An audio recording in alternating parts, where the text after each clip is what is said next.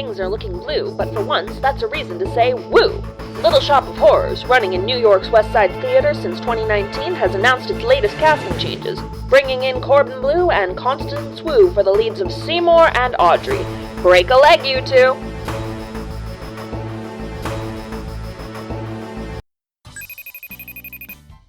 Hi, Blue!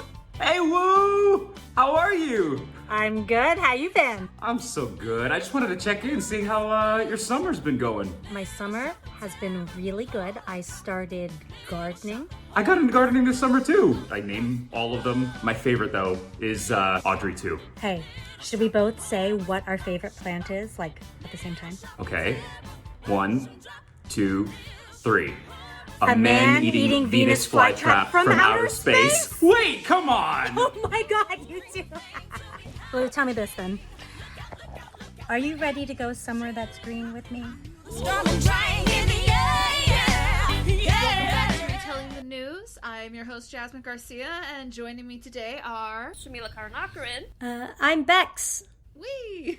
And today we are going to be discussing the recent casting news for the off-Broadway production of Little Shop of Horrors, because we have just found out that pretty soon Seymour Krellborn is going to be played by Corbin Bleu, and Audrey Fulquard is going to be played by Constance Wu. That almost rhymes, that for one thing. Well, they do explicitly point that out in the announcement video, which is a very cute video. If you haven't seen it, you all should go check it out. And considering how hard I ship Seymour and Audrey, this just warms my heart. As you could probably guess, we are very excited about this news, and I thought it would be a perfect idea to kind of discuss that. And I know what some of my audience members are thinking. How the hell are we discussing this? Little Shop of Horrors is not in the public domain, and that's what this whole podcast is about. Yes. The musical's not. But it is based off of a 1960s movie, which you would think wouldn't count, but it was never copywritten properly in the first place because Roger Corman did not want to bother. And after seeing the movie, fair. Yeah. How bad is it? It's not even fun bad is the thing. I forced myself to watch it because I thought, you know what, it'd be a good idea to kind of get more background when I was a guest on Sam's podcast about Little Shop. And it's like, what, 90 minutes? Not even, Bex? Its biggest sin is that it's kind of boring. Yeah, it is so boring. Well, it was shot in 2 days, unlike a leftover set of one of other Corman's films, so... Yep. Yeah, Yep, it shows, I think. People often double feature it for that exact reason. It does star a pre-famed Jack Nicholson as the guy in the dentist chair. Oh, Yes. yeah. Yes, and he's fantastic, but what a surprise, Jack Nicholson being fantastic in something. Yeah, and actually, Jack Nicholson actually auditioned for Seymour. He did, which is wild to think about. Like, Seymour would have been very different. Because, here's the thing, Jack Nicholson is very good at his one type of character, basically. Like, he is a born character actor. But... yeah, otherwise, Menken and Ashman turn shit into gold, pretty much. So, because we are on the subject, what's everybody's history with both the original movie, which we've kind of touched upon, but also the musical of which we're talking about, because we won't be avoiding talking about the movie whenever possible, because that is indeed struck work, which is heartbreaking. But... okay. Well, then, in terms of the musical, I saw the musical for the first time when I was 7 at summer camp. I had nightmares for a week, and I've been in love with it ever. Don't aw at that. It's a sign of a good show. It is a good show, absolutely, but that's just really cute to imagine baby Beck being scared of the plant, which, I mean, fair. Like, we make jokes about it, but it is objectively a pretty scary concept. Little Shop's the reason my brother doesn't like musical theater much, because when he was 7, he saw the 2003 Broadway production, and the plants come out very far into the audience at the end, and scarred him for life. Yeah, there are productions where they'll have vines dropping in the final number, which is personally my favorite song, because it's just... It goes full apocalypse, basically. And it's kind of amazing. It's so good. But yeah, so I saw it when I was 7. Saw it again at my high school. Loved it. Just known the show for years. This recent off-Broadway revival, which is now in its 4th year, by the way, give or take closing and reopening due to the pandemic. I saw it, I would say, in 2021 when it reopened with Jeremy Jordan as Seymour. of which he is currently doing his second stint right now, alongside the fabulous Joy Woods, who started in the original 4 years ago as one of the urchins and has now come back to be Audrey. I've followed this production for quite a while. I originally had refused to see it because I was very upset because this production is in New York City and Replica. The Pasadena production wasn't able to record a cast album because they couldn't get the rights and other things. Oh. And there's a case to be said for when this revival started, it was very traditionally cookie cutter, not really looking at the show in a different way like Pasadena Playhouse production was. But over the years, as they've gotten more creative and expansive with their casting, the show has morphed into something that's gone beyond the surface level of just the story. Which is great, because it's interesting that the Pasadena Playhouse and this current production did kind of coincide. But yeah, it is a shame because, I mean, obviously I am in Florida. I am literally a country away from Pasadena. But I was very interested in that production because, A, George Salazar. We love George Salazar. And we also love Michaela J. Rodriguez. And just, I was fascinated by them playing Seymour and Audrey because that was really one of the first times I had ever seen this cast being race-bent, basically. Well, I think the Pasadena production and now this upcoming casting with Constance Wu Corbin, I saw my brilliant friend Regina Renee Russell, friend of the show, on a Twitter story said so the show takes place roughly on the Lower East Side of New York City, and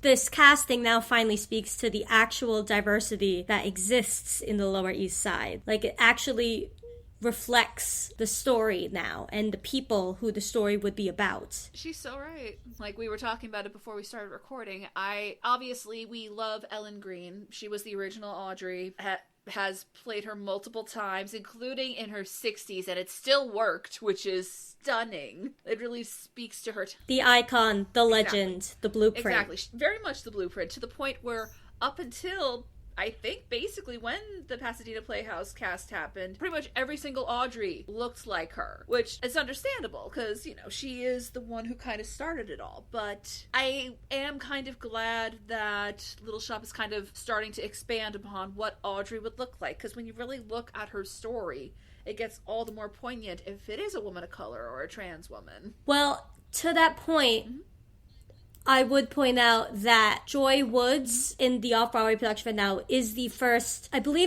full-time person of color to play Audrey. We've had brilliant understudies, but up till then, the first Audrey in the show was Tammy Blanchard, who has been in other Broadway shows before. We had Lena Hall, we had Maude Apatow even, and now we have Joy, and then we're gonna have Constance. It's also, for me, very interesting. Constance Wu is 46, doesn't look it, looks amazing. And Corbin Bleu is, well, I see him as ageless because I grew up with a certain time where he was in certain movies.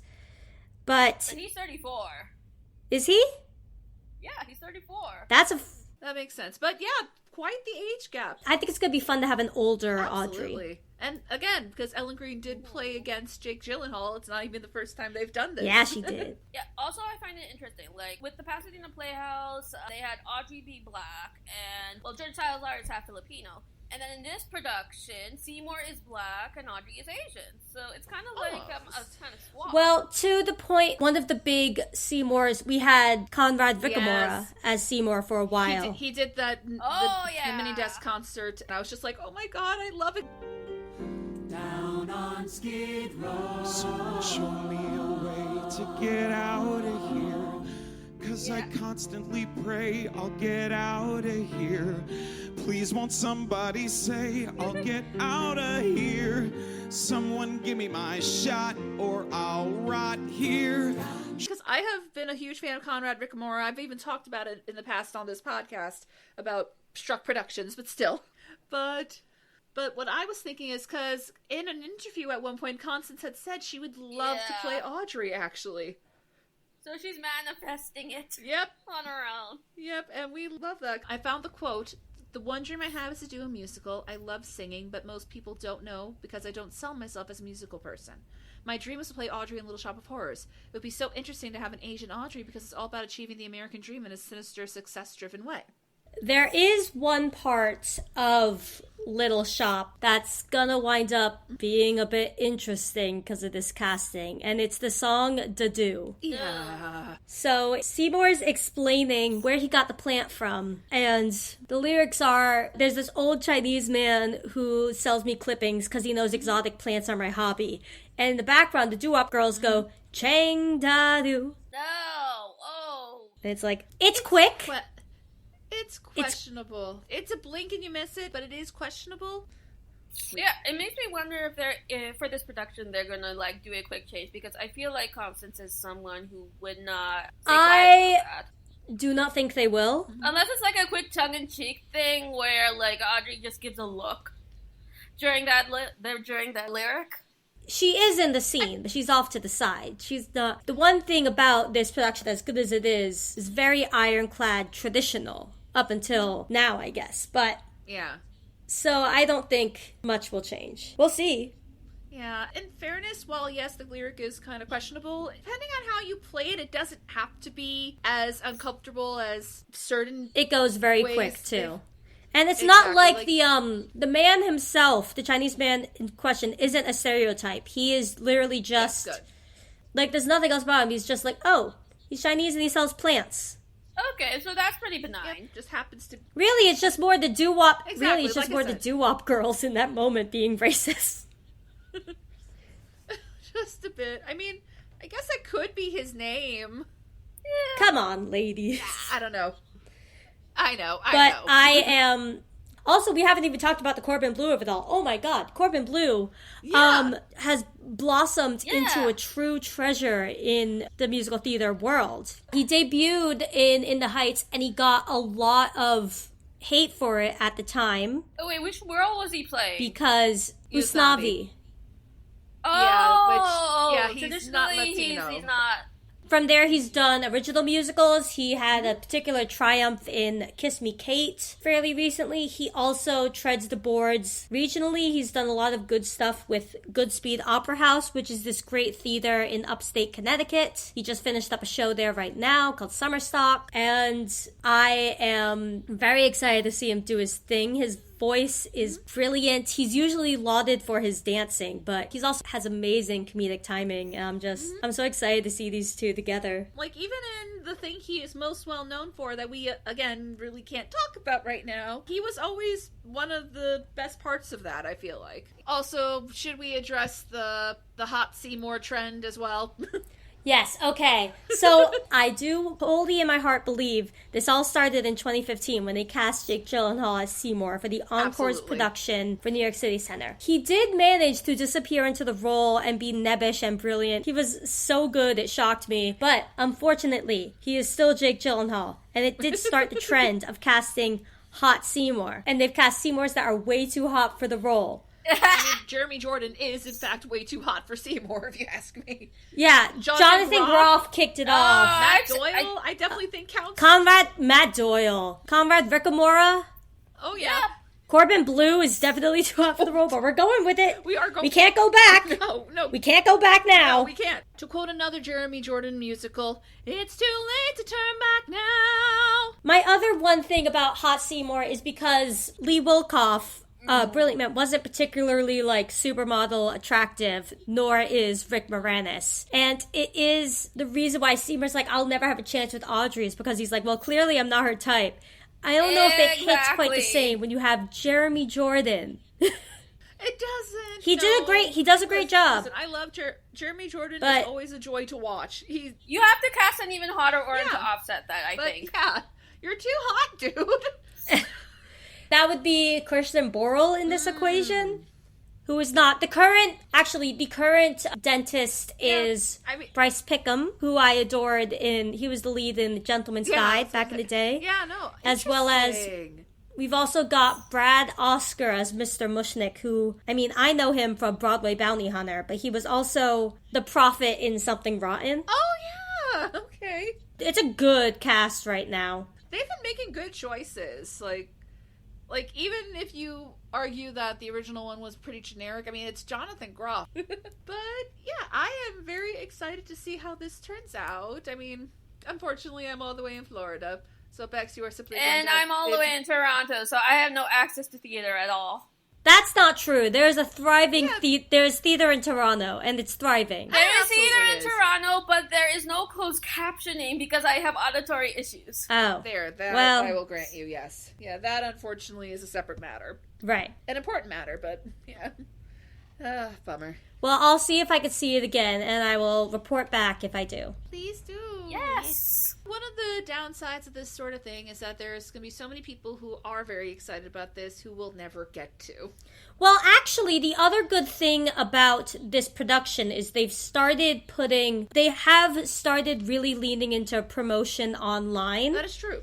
If you look on their official YouTube channel, well, of course, they did the Tiny Desk concert, which is unheard of for an off-Broadway show. They also have released a full pro shot of Suddenly Seymour with Rob McClure and Lena Hall, as well as a full pro shot of Suddenly Seymour with Joy Woods and Matt Doyle. Seymour's your friend. Ever treated me kindly.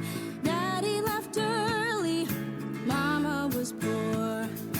I'd meet a man and I'd follow him blindly. He'd snap his fingers. Me, I'd say sure. As well as a peaceful, simply piano side Somewhere That's Green, sung by Joy Woods, accompanied by Alan Menken. No. So their social team is really going with the times. Yeah, no, their TikTok account is a joy. Like, they've done all the memes there. Including, okay, there's this pop star on, she's a brand new pop star, her name is Chrissy. She did this whole sound where it's just like, he is not the love of your life. He is literally just a guy. Hit him with your car.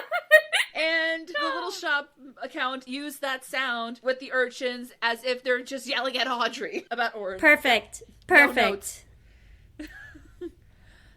Perfect. But yeah, that is true. They have been doing what they can to make it, at least parts of this, more accessible, which I commend them for, because I would not have known how freaking good Joy Woods is without this. She might be my favorite Audrey right now, but we'll see how it goes with Constance. She is the moment. 100%. Joy Woods is the moment. I wish her a prosperous career after this. And she's there till, I do believe, September 17th. Mm-hmm. So go, and then go back again for Constance and Corbin. Because that's going to be amazing, too. Do we have stuff to plug? Continue to support the strike. But yes. Oh, yeah, obviously. Try to make closed captioning happen in more theaters. Do your civic duty. Kill the spotted lanternfly. Oh, and of course, don't feed the fucking plants, guys. How many times do we have to say it? Hold your hat